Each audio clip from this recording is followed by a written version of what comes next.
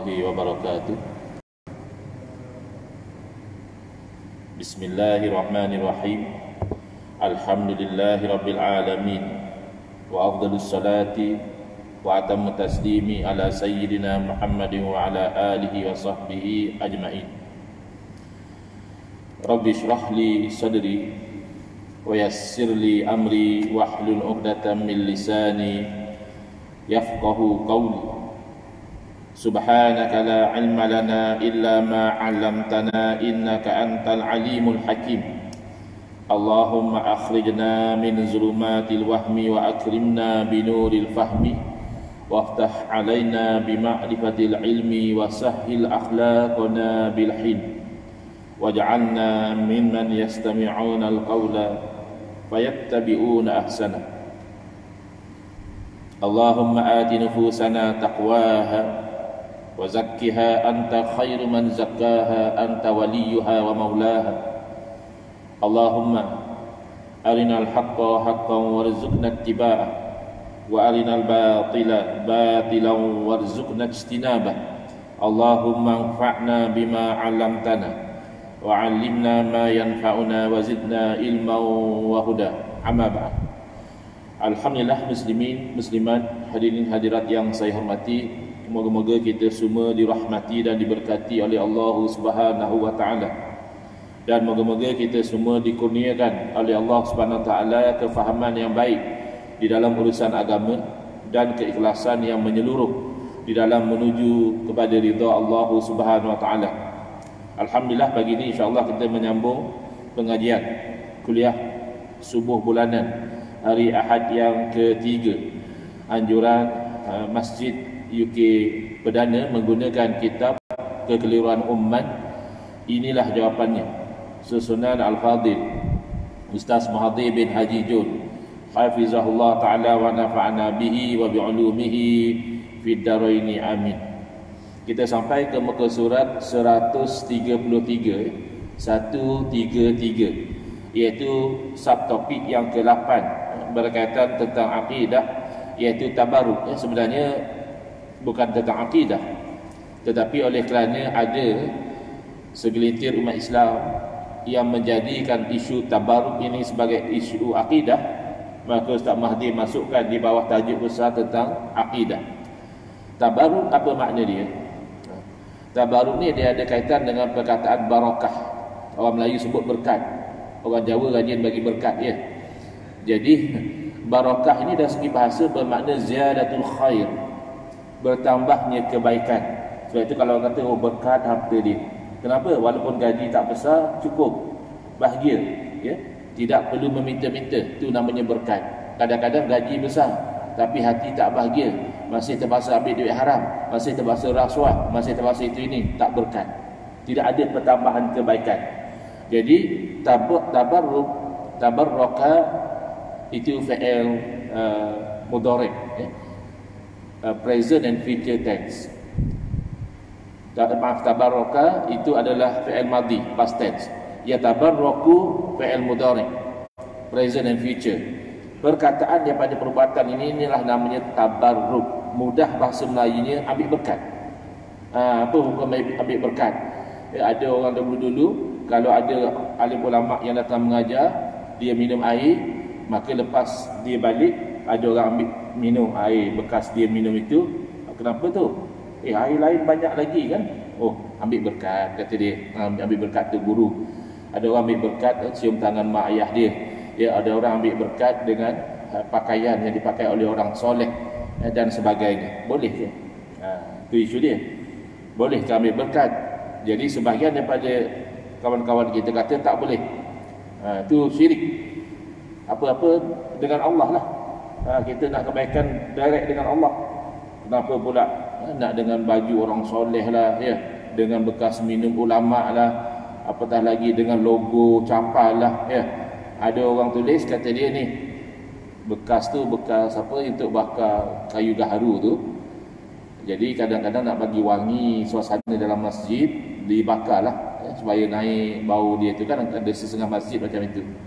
Jadi pada tempat pembakaran tu ada diletakkan logo capal. Dia kata tengok ni, elemen syirik dah masuk dalam masjid. Halus kata dia. Mereka ni memasukkan elemen syirik. Kiranya logo kapal tu syirik. Logo dacing, logo roket, logo bulan.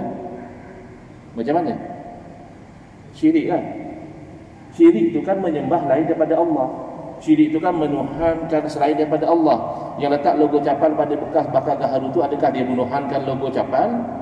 Nak tahu lebih lanjut, insya-Allah petang ni pukul 5 hingga pukul 6 saya akan bentangkan tajuk mujarrabat, apa tu perkara-perkara yang diuji datang satu natijah yang baik. Baik dalam bentuk doa, baik dalam bentuk akar kayu misalnya. Mujarab betul. Saya kalau asal sesama je, saya minum air ni hilang sesama lepas 1 jam misalnya. Dicuba. Mujarab ni perkataan yang maksud sesuatu yang dicuba. Tajribah tu percubaan. Dan juga insya-Allah saya akan bentangkan petang ni di Masjid UKM tentang tabarruk yang kebetulan kita sentuh pada hari ini, dan juga tawassul. Tawassul tu kita berdoa menyebut nama Nabi, berdoa menyebut nama orang soleh. Ini antara perkara-perkara yang dikomplain oleh kawan-kawan kita yang sudah terpengaruh dengan fahaman-fahaman tertentu, kata dia tak boleh. Jadi ini sangat keliru, kerana mereka gagal membezakan antara hakikat dan asbab.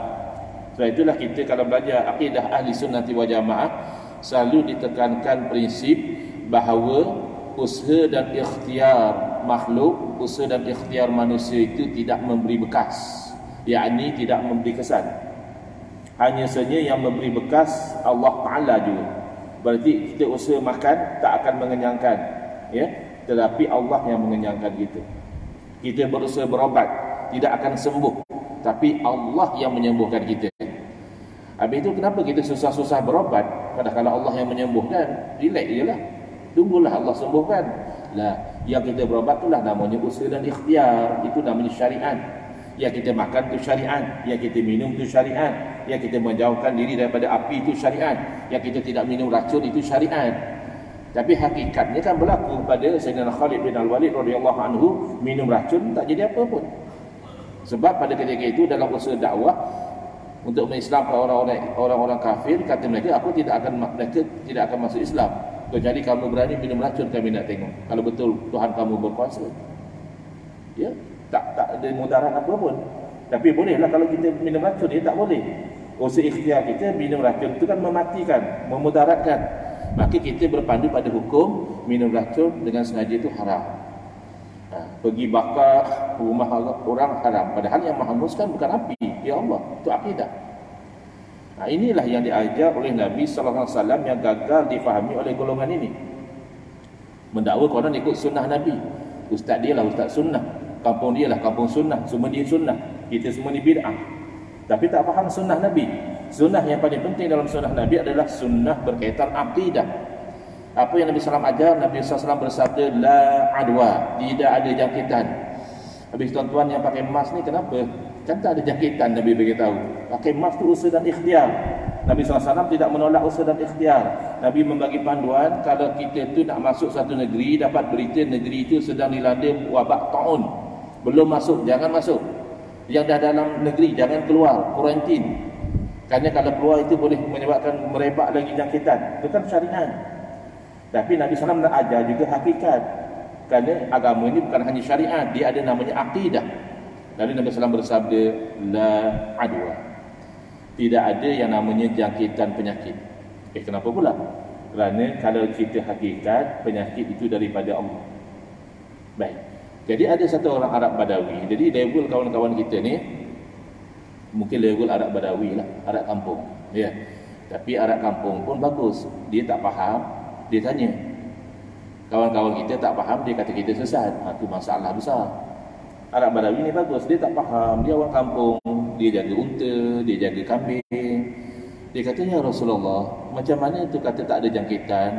Kalau ada beberapa ekor unta yang sihat, melompat sana, melompat sini, masuk satu ekor unta yang berpenyakit, tak lama lepas tu kita dapati yang sihat pun juga berpenyakit.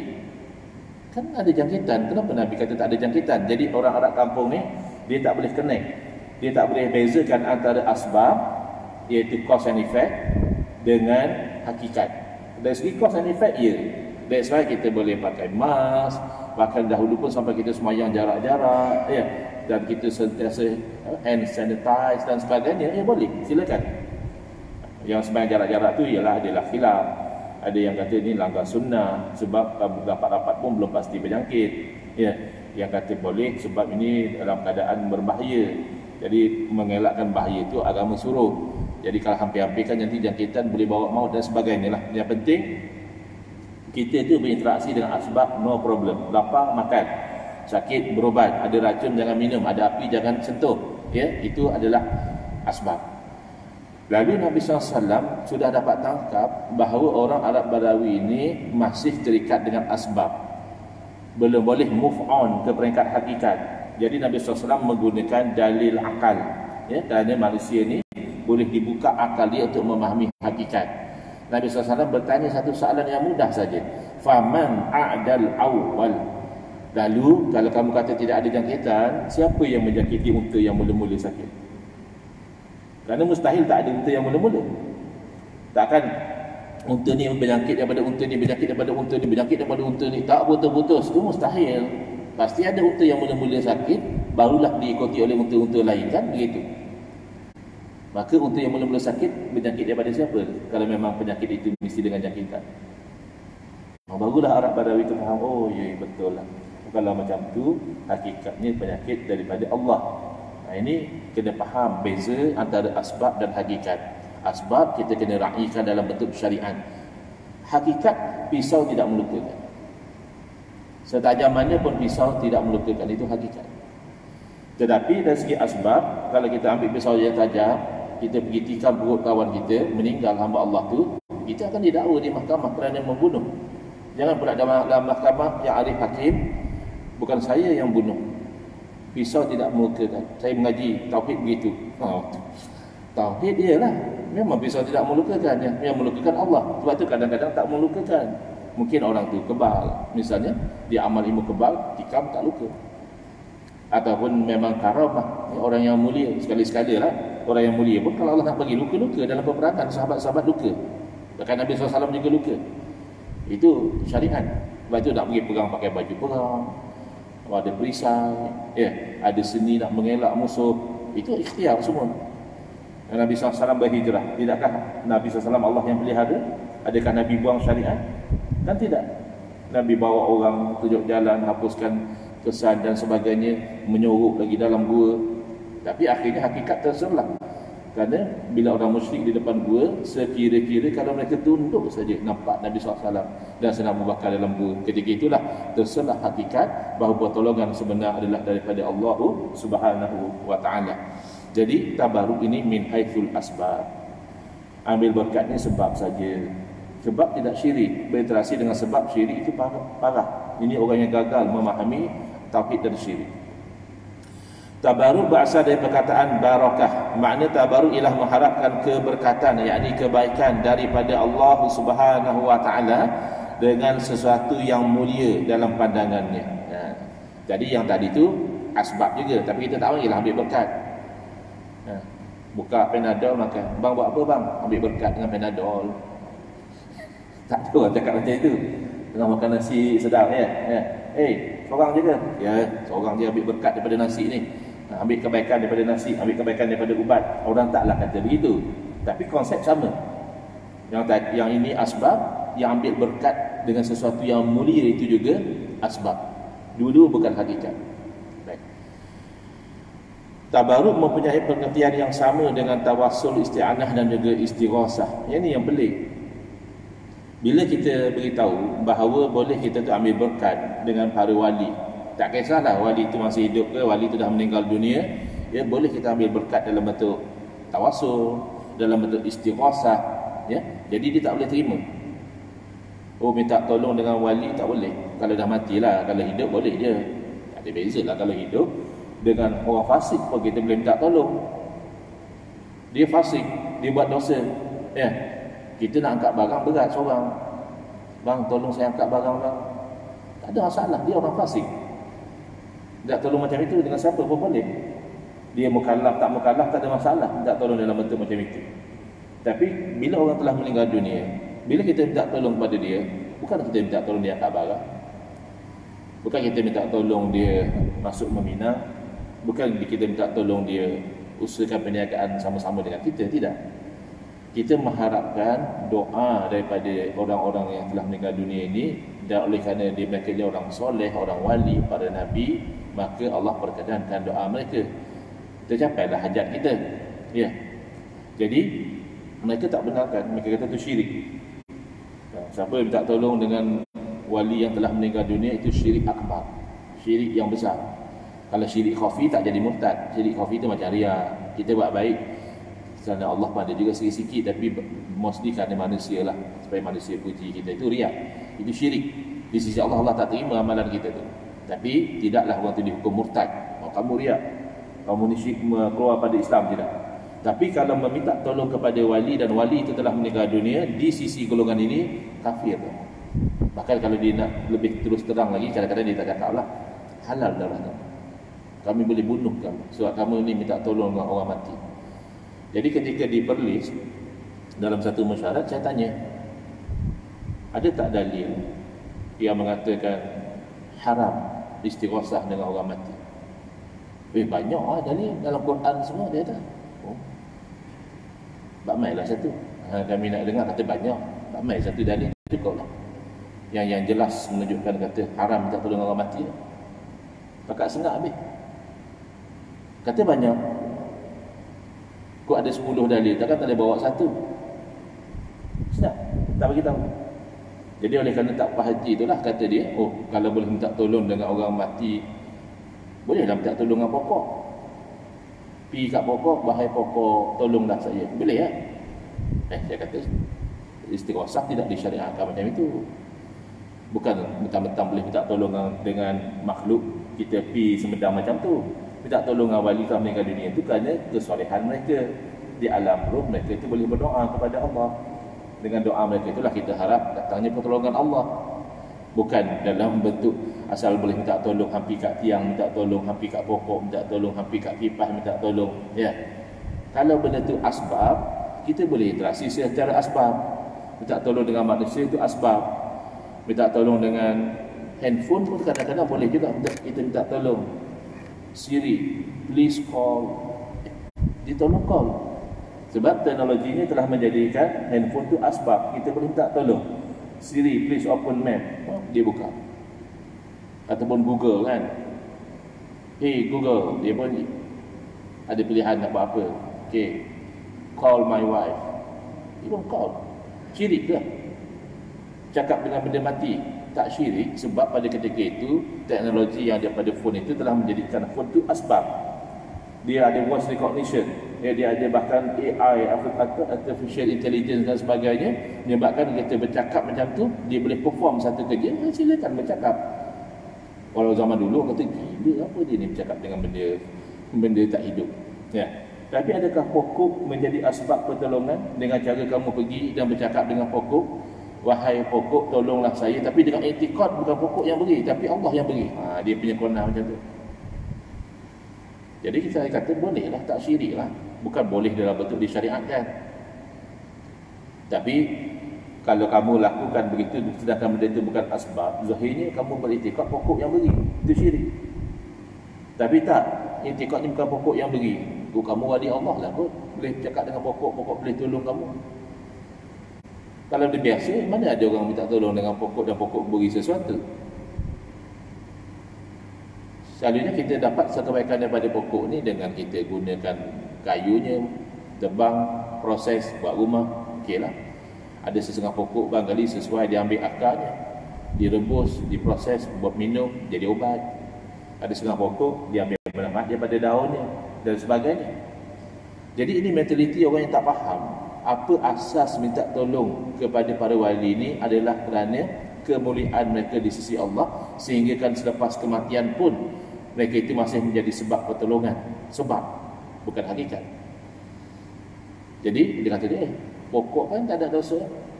Memang. Tiang pun tak ada dosa. Ya. Kapet pun tak ada dosa. Tapi mereka itu tidak ada menjadi sebab kepada pertolongan dalam bentuk kamu pergi minta.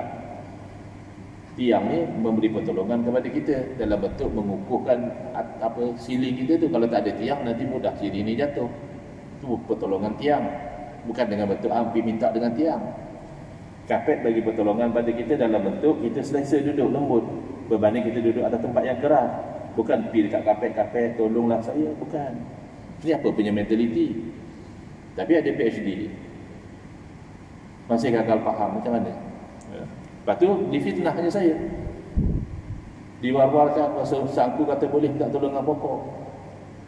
Saya ada video berkuliah sejak daripada beberapa tahun yang lalu. Cuba bawa satu kuliah saya yang saya kata, tuan-tuan ada apa masalah pergi minta tolongan pokok lah. Jadi karakter assassination ni biasa. Kalau tuan-tuan tengok saya diulang lagi, mungkin akan ada lagi pembunuhan karakter yang akan dilakukan. Hasbunallahu wa ni'mal wakil. Cukuplah bagi kami itu Allah, dan dialah sebaik-baik yang menguruskan urusan kita. Ini bukan akhlak Islam. Ya. Katakanlah Ustaz aku ni ada aib pribadi dia.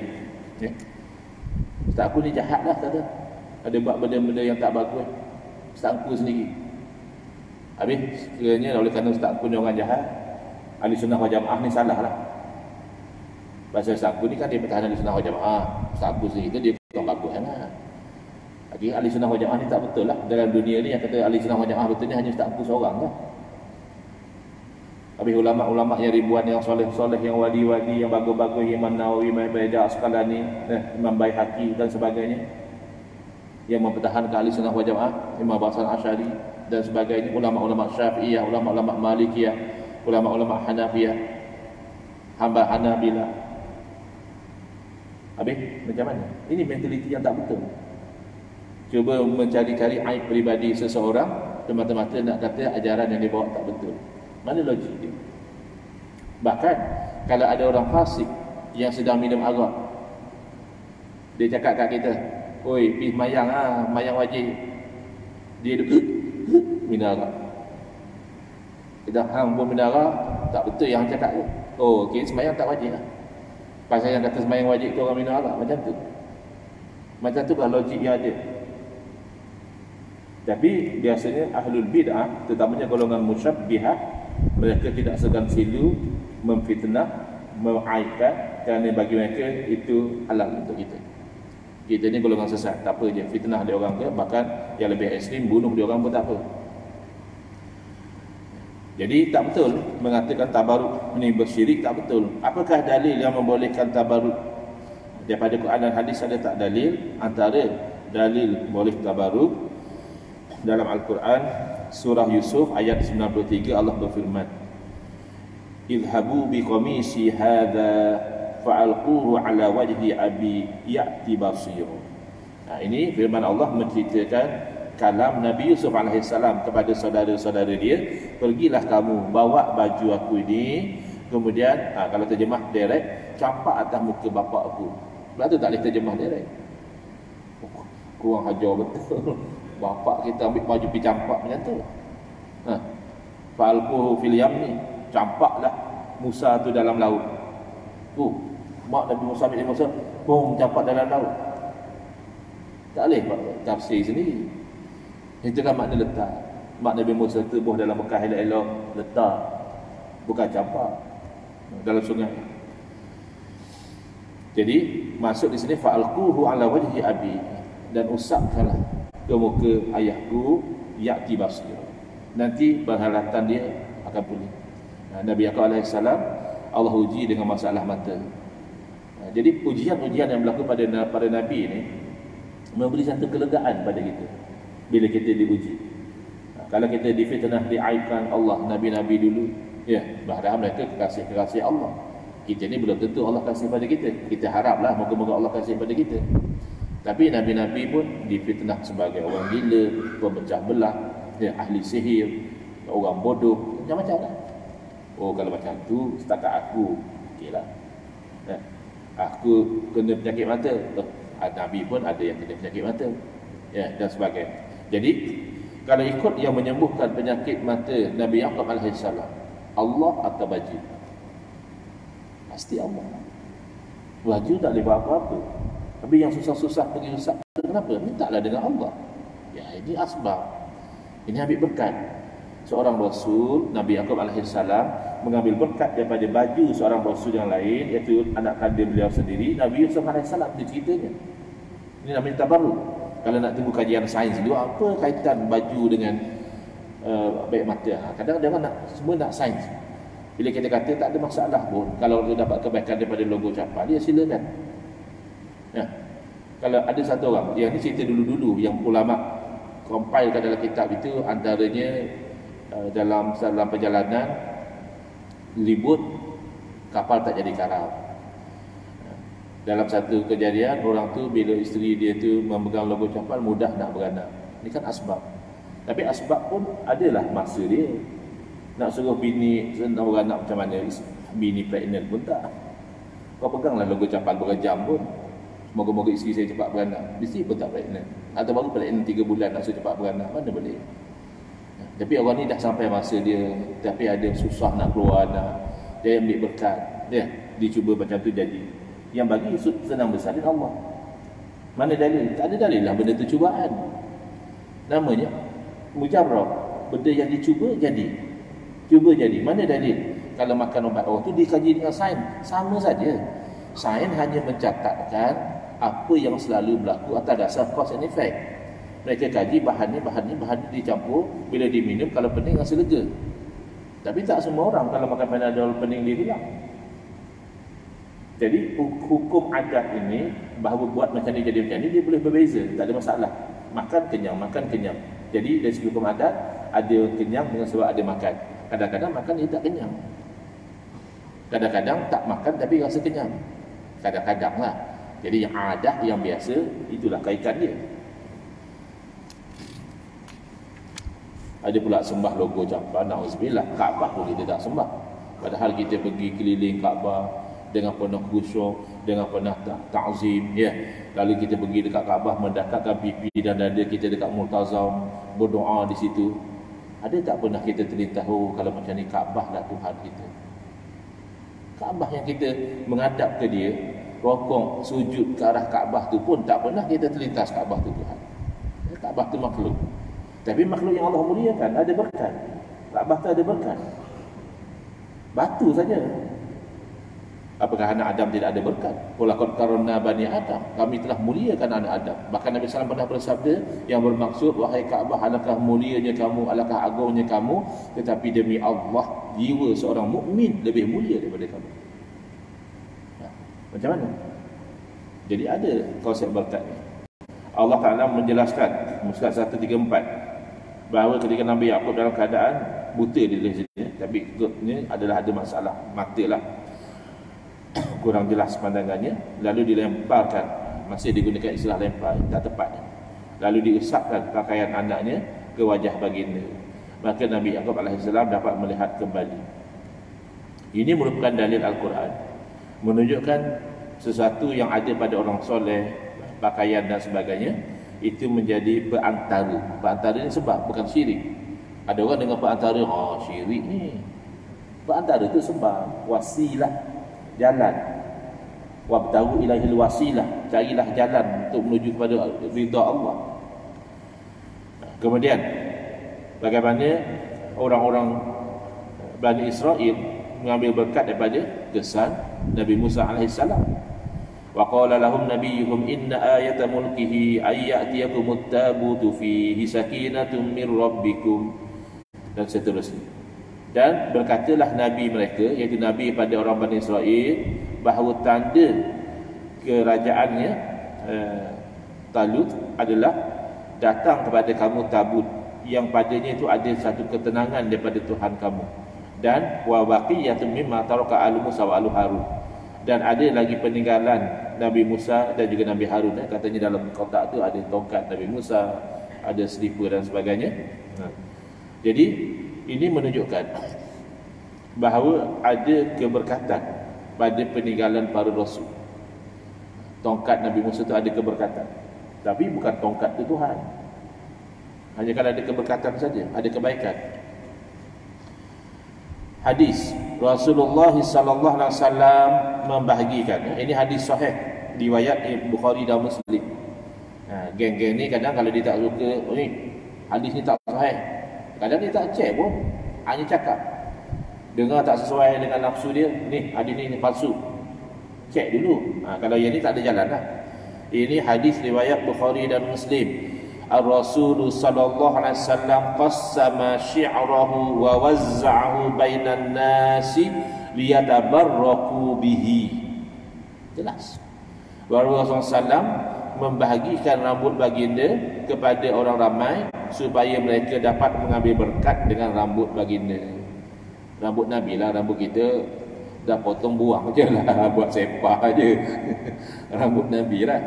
Dan memang Sayyidina Khalid Al-Walid radhiyallahu anhu mengambil 3 helai rambut Nabi SAW, lalu diletakkan dalam ikatan serban, dan apabila hilang serban dia tu, dia kelam kabut. Mana cari. Bila jumpa tengok Allah, hai, buruk je kot. Yang macam ni punya buruk pun nak kecoh hilang je. Ambil lain lah.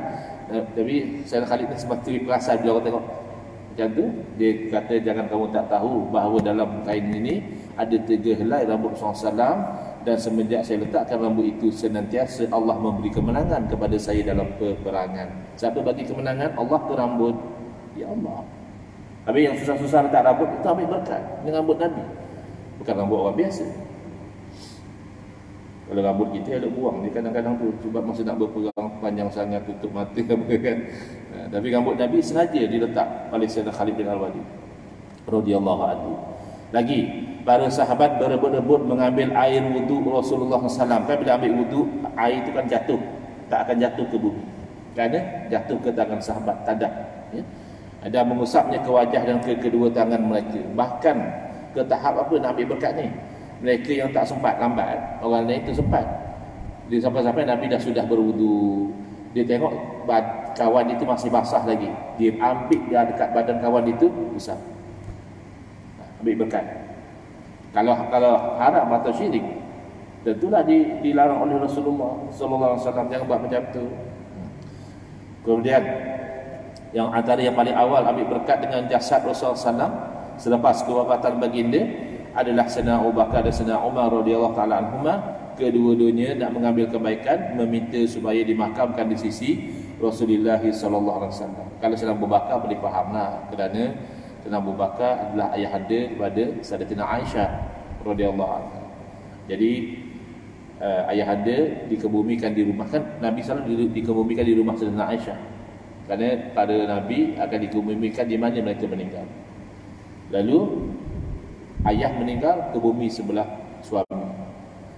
Sayyidina Umar radhiyallahu anhu apabila sudah ditikam, ada orang menikam beliau ketika sedang solat dan merasakan hampir dengan kematian, menghantar wakil meminta izin kepada Sayyidatina Aisyah, izinkanlah kalau jasad saya itu dikebumikan di sebelah 2 orang.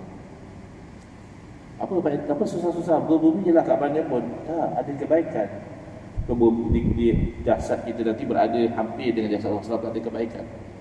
Sehingga Sayyidina menyebut dahulu ketika hanya suami dan ayahandaku yang bermakam di sini, saya santai je, buka pakaian, salin pakaian. Tapi semenjak Sayyidina Umar dikebumikan di situ, saya tu macam segan buka pakaian lebih kurang. Ini kan menunjukkan Sayyidina Syah merasakan orang-orang soleh ini di alam ruh, mereka masih boleh memerhatikan kepada alam yang hidup. Ini dari segi akal tidak mustahil, dari segi syarak juga ada dalil-dalil menunjukkan bahawa orang-orang yang telah meninggal dunia berdoakan kebaikan di alam ruh. Mereka ni mengaku ikut sunnah, tapi cara berfikir mereka itu menghampiri pemikiran golongan materialis, golongan yang tidak beriman. Bagi orang-orang yang tidak beriman, ceritanya hanya hidup atas dunia ni je. Mati habis cerita. Mati dah tak ada cerita lagi. Mana ada cerita ruh, ada cerita kebangkitan. Dia kan setengah orang macam itu pemikiran dia. Hidup hanya dunia, mati habis, dah hancur dah. Jadi mereka ni seolah-olah begitu, seolah-olah lah mereka tidak ada jadi kafir, tapi seolah-olah mereka berat sangat nak menerima perkara-perkara yang berlaku di alam arwah. Kemudian Sayyidina Umar Al-Khattab radhiyallahu anhu bertabaruk dengan Al-Abbas bin Abdul Muttalib. Itu dikatakan tabaruk ni satu bentuk tawassul juga, iaitu ketika meminta hujan ni. Jadi termasuk dalam tabaruk, ambil berkat dengan orang soleh, orang yang hampir dengan Nabi, dan juga tawassul. Ummu Salamah, Ustaz 136, memiliki beberapa helai rambut Nabi SAW, lalu meletakkan dalam sebuah botol perak, dan orang yang tahu akan pergi untuk mendapat berkat daripada rambut itu. Kalau sakit pergi jemput Ummu Salamah, tolonglah rendamkan rambut itu dalam air, diminum, sembuh daripada penyakit. Itu namanya ambil berkat. Kalau nak kira kajian sains, tak ada kajian sains. Setelah Rasulullah SAW wafat, Asma binti Abu Bakar radhiyallahu taala anha menjadikan baju Rasulullah SAW sebagai ubat. Apabila Asma dan sesiapa sahaja terasa sakit, mereka akan mencelupkan baju Nabi SAW dalam air dan diminum air celupan itu kepada yang sakit. Jadi kalau diremeh-remehkan amalan ni, amalan ambil berkat dengan air ni, orang Islam sendiri mengatakan ni karut, ni tak ada kajian sains. Ya, kajian sains, silakan. Ya, ini namanya ambil berkat. Bahkan anak Sayyidina Umar, iaitu Ibn Umar radhiyallahu anhuma, selalu memegang tempat duduk Nabi SAW di mimbar dan meletakkan wajahnya dekat dengan mimbar Nabi kerana mengambil berkat. Mimbar kayu, yalah, tapi Nabi pernah berkhutbah di situ, ada berkat. Sekarang dihalau lah kalau nak buat macam tu, syirik. Berdoa menghadap makam Nabi pun dia kata syirik. Alal kiblah, dia kata alal kiblah, berdoa menghadap kiblat. Dia mana dalil? Kaabah tu adalah kiblat solat, bukan kiblat doa. Kiblat doa kata para ulama itu langit. Berarti kita katakan begitu, kiblat doa, bukan Tuhan duduk di langit. Ya, kalau macam tu sembahyang kita sentiasa ke Kaabah, Tuhan dalam Kaabah kah? Tidak demikian. Tetapi bila kita berada di makam Nabi SAW, kita ada dua pilihan. Kalau menghadap kepada makam Nabi SAW, automatik kita akan membelakangkan Kaabah, kerana jenazah itu dah menghadap Kaabah. Kita kan jenazah dikebumikan menghadap Kaabah, kita menghadap jenazah, berarti kita membelakangkan Kaabah. Kalau kita nak menghadap Kaabah, berarti kita membelakangkan Rasulullah SAW. Mana yang lebih aula untuk kita muliakan, Kaabah atau Nabi? Ya jelas Nabi. Alangkan jiwa seorang mukmin, kata Nabi SAW, lebih mulia daripada kamu. Sebab itu janganlah dalam rangka kita nak pergi menyentuh Kaabah, kita nak pergi cium Kaabah, kita pergi siku kawan kita sesama agama kita, kita pergi tolak dia, kita pergi sakiti dia. Jangan. Dia lebih mulia daripada Kaabah. Jadi tiba-tiba kononnya atas dasar menghadap kepada Kaabah maka diberi punggung kepada Nabi SAW. Tak ada adab. Dia itu bercanggah dengan fatwa Imam Malik. Imam Malik berfatwa kita menghadap pada Nabi SAW. Bahkan selain daripada golongan-golongan yang keliru ni, tak ada masalah menghadap kubur Nabi. Bukan kita sembah Nabi. Kita tahu bahawa Nabi SAW itu abduhu wa rasuluh, hamba Allah dan utusannya, bukan Allah. Ini su'uzan. Baik. Apa pendapat alim ulama tentang tabarruk? Para ulama yang membolehkan tawasul turut sama membolehkan tabarruk istighosah isti'anah. Cuma segelintir pada mereka tidaklah tolak 100%. Mereka tak tolak tabarruk 100%. Mereka kata boleh tabarruk dengan syarat ambil berkat dengan kesan Nabi je boleh. Dengan rambut Nabi ke, dengan capal Nabi ke, dengan pedang Nabi ke, yang Nabi punya bolehlah. Lain daripada Nabi tak boleh. Mana dalil? Kenapa? Nabi memang mulia, Nabi memang banyak kebaikan, rahmat. Adakah ada dalil menunjukkan selain pada Nabi tidak mulia? Selain daripada Nabi tak ada yang ada kebaikan? Imam Nawawi rahimahullah ta'ala mengatakan dalil boleh mengambil berkat daripada pakaian Nabi ini adalah dalil boleh mengambil berkat daripada orang soleh. Sebab hukum ni ada illah dia. Kenapa ambil berkat dengan Nabi? Kerana Nabi mulia, Nabi orang yang soleh, paling soleh daripada orang soleh. Tapi tidak berarti tak boleh ambil berkat dengan selain pada Nabi, walaupun mereka kurang soleh lah, kuranglah mulia banding dengan Nabi. Sebab itu boleh tawasul dengan Al-Abbas. Semulia-mulia Al-Abbas tentulah tidak semulia Nabi. Tapi masih Sayyidina Umar tawasul dengan Al-Abbas, tak ada masalah. Bertabaruk dengan jenazah dan kubur para ulama, boleh ke kita ambil berkat dengan jenazah yang dikebumikan di dalam kubur tu, boleh ke? Bolehlah kalau orang soleh, bukan kubur. Ada pula tanya, kalau macam tu bolehlah kita tu istighosah dengan ayah pin. La ilaha illallah. Ayah pin tu orang soleh je. Masa ayah pin hidup boleh kamu tak tolong ayah pin. Tapi pastikanlah tak tolong macam mana. Kalau kau tak tolong ayam pin macam biasa, pin tolong kat barang aku boleh tak pin? Aku tak larat dah kat seorang. Boleh, silakan. Tapi kalau ayam pin marah lah, aku hajar kau. Aku ni ramai pengikut kau kat barang kau. Ya. Tapi kalau minta tolong macam pengikut dia, yang anggap dia tu Tuhan, itu syirik. Kalau ayam pin masih hidup, syirik. Antaranya kubur Bilal Al-Habsyi, seorang sahabat besar muazzin Rasulullah SAW dan salah seorang daripada manusia yang mulia, kekasih Allah, adalah antara kubur yang selalu diziarahi dan diambil barakah oleh kaum muslimin. Bukan hanya kaum muslimin awam yang mencari barakah daripada makam Sayyidina Bilal, bahkan para wali Allah juga turut berdoa di sisi kuburan itu dan mengambil barakah daripadanya. Macam tu lama-lama orang sembah kubur lah. Tu yang jadi sembah berhala itu kan asalnya mereka itu memuliakan orang soleh. Bila orang soleh itu mati, oleh kerana mereka memuliakan, mereka buat patung. Atas rasa nak memuliakan orang soleh, lama-lama mereka sembah patung tu. Yelah, memang tak boleh. Buat patung tu dah tak boleh dalam Islam. Tak kisahlah tak nak memuliakan ke, nak buat perhiasan ke, membuat patung tu kan diharam. Buat patung benda-benda hidup macam tu haram. Apatah lagi menyembah patung haram. Tapi semenjak orang Islam memuliakan orang-orang soleh di kuburan tu, berapa ramai yang sembah kubur. Kamu yang menganggap berdoa tepi kubur tu sembah kubur, tak boleh buat apa lah. Tapi yang betul-betul menganggap bahawa orang dalam kubur tu Tuhan, siapa? Kok ada segelintir yang sesat, yang tak faham Islam, pergi sembah kubur, itu memang sesat. Sembahlah daripada Allah, sesat lah. Tak kisahlah kubur ke, kayu ke, batu ke, pokok ke, sesat. Dia namanya sembah sesat. Tapi berdoa di sisi kubur orang soleh dengan harapan mendapat berkat, tak ada masalah. Imam Syafi'i, tengok, Imam Syafi'i bertabaruk ambil berkat daripada kubur Imam Abu Hanifah. Imam Syafi'i kalau ada hajat, Imam Syafi'i akan solat 2 rakaat. Solat hajat lah tu. Tak perlu nak jawab mana dalil solat hajat. Nabi beritahu kalau ada hajat solat 2 rakaat. Solat hajat lah tu.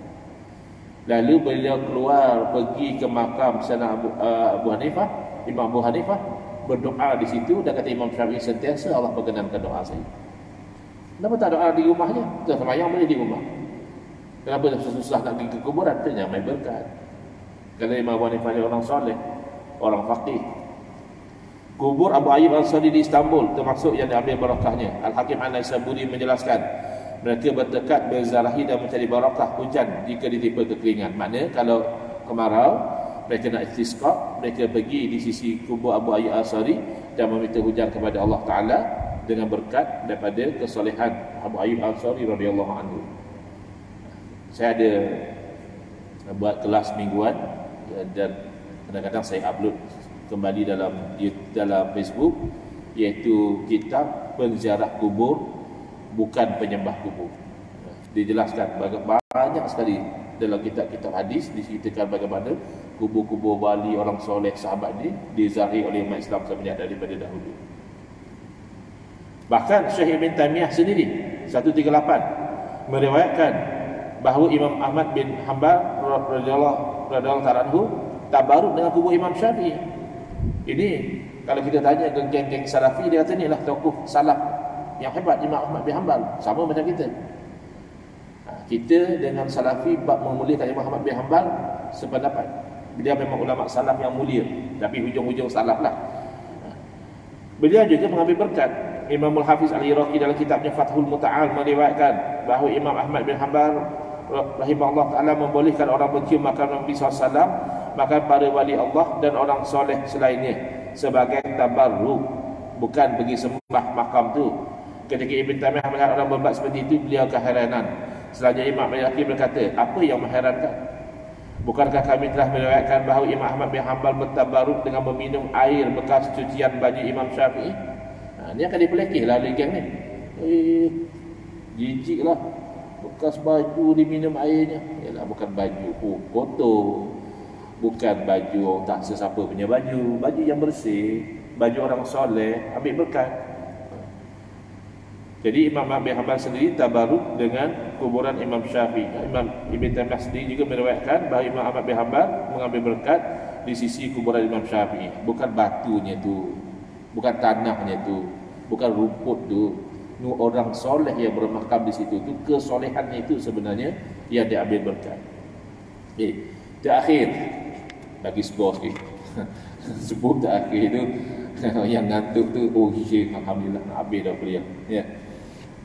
Bismillahirrahmanirrahim amut tadi. Dengan nama Allah aku meninggal dulu. Tidur dalam kuliah. Dengan terakhir bangun balik. Okey, kita ni cerita. Kita biasanya tak mengantuk. Kisah bagaimana kefahaman yang berbeza boleh menyebabkan orang alim pun tak faham. Apatah lagi jahil. Ni orang alim, iaitu nama beliau adalah Syekh Ibn Sa'di. Syekh Ibn Sa'di ni orang alim. Dia guru kepada Syekh Ibn Utsaimin. Dia ada mengarang kitab tafsir 4 jilid. Alim. Bukan setakat dia mengajar tafsir, dia garang kitab tafsir. Tapi dalam bab tabarruk dia mula-mula tak faham. Alhamdulillah lepas tu dia faham. Ketika Said Alawi bin Abbas Al-Maliki rahimahullah ta'ala guru kepada para masyaikh, beliau ayahanda kepada almarhum Said Muhammad bin Alawi Al-Maliki rahimahullah ta'ala yang rajin mengajar orang-orang Nusantara ni. Ketika beliau sedang mengajar di Masjidil Haram, Syekh Ibn Sa'di rahimahullah ta'ala juga mengajar muridnya di satu sudut yang lain. Kan di Masjidil Haram tu, Tok Guru ni mengajar sini, ada dia punya pengikut dia. Sini Tok Guru mengajar sini, ada dia punya bulatan dia. Tiba-tiba hujan turun dengan lebat. Maka pancur emas di atas Kaabah tu bila hujan turun mengalirkan air ke bawah dengan banyak sekali. Maka sebagaimana biasa orang Hijaz bila nampak macam tu meluru ke arah pancuran itu, membasahkan pakaian mereka, mandi dan meminum air tersebut untuk mengambil berkat. Lalu datanglah poli-poli larang, haj, roh, syirik, bid'ah. Suruh pergilah halau. Ni syirik ni. Ada pula ambil berkat dengan air apa semua ni. Lalu mereka pun dah kena halau, pergi. Lalu bila pergi tak terus balik, macam tak puas hati. Pergi kepada tempat halaqah Said Alawi Al-Maliki rahimahullah ta'ala. Lalu tanya, Tuan Guru nak tanya, apa hukum kalau kita ambil berkat daripada air hujan yang turun daripada Kaabah tu, boleh ke? Maka almarhum Said Alawi Al-Maliki mengatakan boleh. Pergi. Pergi. Oh, dengar ulama besar kata boleh, mereka pergi, boleh larang pun mereka tak elok. Mereka kata, Tuan Guru kata boleh, tu Said Alawi kata boleh. Kau siapa? Kau polis je kot. Jadi polis ni pun susah hati. Tadi dia orang nak ikut, sekarang dah ada keluar fatwa pula, dah tak nak ikut. Akhirnya mereka pergi kepada Syekh Ibn Sa'di mengadu. Mereka kata tadi kami dah larang, mereka dah pergi, ni mereka buat lagi benda syirik ni. Mereka kata Syekh Sa'id Alawi kata boleh. Jadi Syekh Sa'di ni orang alim, bangun menuju ke majlis ilmu Syekh Alawi, besar 139. Dengan penuh adab, Syekh Ibn Sa'di duduk di sebelah Syekh Alawi. Ni bagus ya. Orang-orang di Saudi ni yang alim-alim ni, mereka masih beradab. Dia yang tak apa-apa ni kadang yang baru nak up kat Malaysia ni. Oh, dia lebih-lebih pula. Langsung tak, kalau dia tak setuju dia tak panggil ustaz dah. Dia panggil nama suka hati je. Tapi kalau yang sokong dia tak pernah belajar agama pun dia panggil syekh. Jadi dia pergi ada duduk. Jadi orang ramai dah boleh tengok, ni dua orang alim besar ni duduk sekali. Mereka pun mula mengerumuni dengan penuh sopan santun dan sesuai dengan akhlak seorang ulama besar. Syekh Ibn Sa'di bertanya pada Said Alawi, wahai Sayyid, ya Sayyidi, benarkah Tuan berkata kepada mereka yang sedang mandi itu bahawa air hujan yang turun dari pancuran itu ada berkat? Ini namanya tabayyun. Di Malaysia ni dia tak tabayyun, dia tibayyun dulu. Dia tibayyun kita dulu. Lepas tu salah betul tak penting, yang penting kita punya image dah rosak. Ini orang alim, ada adab dia tabayyun. Betul ke Tuan keluar fatwa macam tu? Boleh tanya, betul ke ustaz kata boleh tak tolong apa hukum? Boleh kan? Tak penting, yang penting kita tibayyun je, sebab kita tak suka dengan dia ni. Baik. Jadi Syekh Alawi menjawab benar. Bahkan air itu ada dua keberkatan. Walil ma' barakatin. Bagi air itu ada dua berkat. Terkejut Syekh Sa'di. Bahkan beliau alim, beliau pakar tafsir. Kalau kita tafsir, beliau terkejut. Kif zalik? Kif? Macam mana ya Sidi boleh ada dua berkat? Jadi Syekh Alawi terangkan bil Quran. Quran yang kata, mana dia? Pertama surah Al-Qaf ayat 9. Wa nazzalna minas samaa'i ma'an mubaraka Dan kami telah turunkan daripada langit air yang diberkati. Air hujan itu berkat. Boleh ambil air hujan, ambil berkat. Dalil Quran kata. Kalau kamu nak tolak Quran. Dan Allah berfirman tentang Kaabah dalam surah Ali Imran ayat 96, inna awwala baitin wudi'a lin-nasi lalladzi bi Bakkah mubarakan. Sesungguhnya awal-awal rumah yang dijadikan sebagai tempat ibadah yang bagi manusia, itulah yang ada di Makkah, diberkati rumah itu. Jadi Quran kata air hujan ada berkat, Kaabah ada berkat. Air hujan melalui Kaabah dua berkat. Lalu subhanallah, kata Syekh Sa'di, kif Rabb haza anni, macam mana boleh terlepas benda ni daripada saya?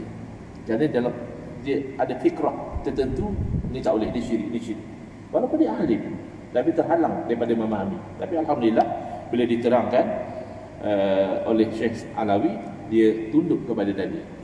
Ni keistimewaan orang alim di Saudi ni, walaupun berbeza pandangan, bawa dalil dia terima.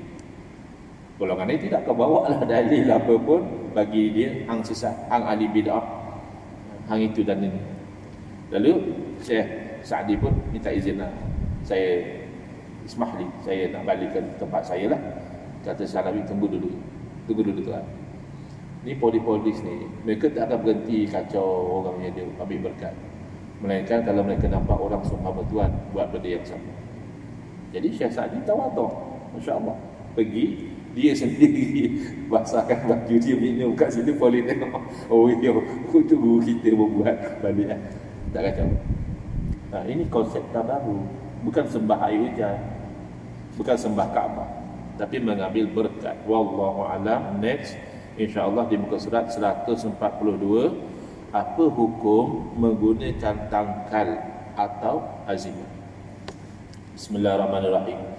Alhamdulillah bil alamin, wassalatu wassalamu ala asyrafil anbiya'i wal mursalin wa ala alihi wa sahbihi ajma'in. Allahumma shrah sudurana wa ahsin akhlaqana wa azim ujurana wa nawwir qulubana bi nuri hidayatika kama tarda bi nuri syamsika abadan abada bi rahmatika ya arhamar rahimin. Walhamdulillahi rabbil alamin.